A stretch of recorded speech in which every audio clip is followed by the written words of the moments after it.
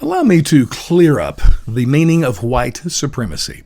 People on the left, writing the op-eds on TV and what have you, they would say that I am an example of a white supremacist. Why? Because I'm white, I'm a man, even worse, I'm an older man.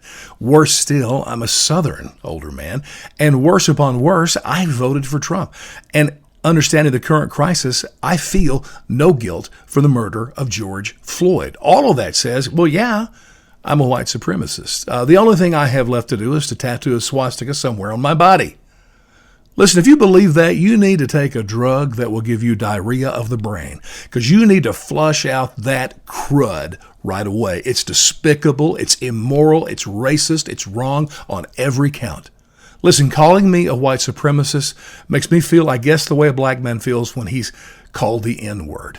It's just so racist and wrong. Here's the reality, or the true white supremacy in our country.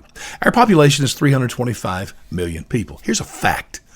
Over 60% of that population is pasty white. Only 13% is African American. For one African American, there are 5 whites. I mean, this is a democracy in this country. So what do we do about that? Let me make it even worse. Speaking of government, in our Constitution, we have 3 branches of government. We have the executive branch, president, vice president, 100% white.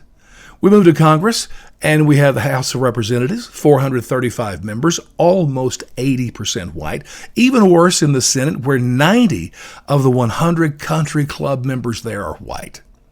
And the Supreme Court, the 3rd branch, there's only 9 members, and 7 are white. And to make it even murkier, Clarence Thomas, one of the judges, he's an African-American, but he is a conservative, votes Republican. And according to Joe Biden rules, he's not even black. So I'm not sure where we go with that. So what do we do with all of this? Well, I'm a constitutionalist. I go back to the Founding Fathers. Let me give you one idea on this. So James Madison wrote Federalist Paper number 51. He was talking about the president mainly, but we can apply this to all nationally elected politicians. But he said you should get people, vote for people who are devoted to 2 things. Hear these things: justice for all and the common good. Meaning we elect people who's going to pass legislation and do things that benefits everyone, makes every citizen a winner. One thing I don't like about Democrats is they've made everything about identity politics and diversity. So they want to separate us based on our ethnic backgrounds. Oh my goodness, if we really white stood together on anything, everybody else is out. But I don't want legislation done that benefits one group over another.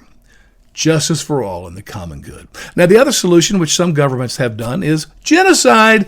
Wipe out about half the whites, bring the population down, problem solved. Sad thing is, some people, I think, would agree with that.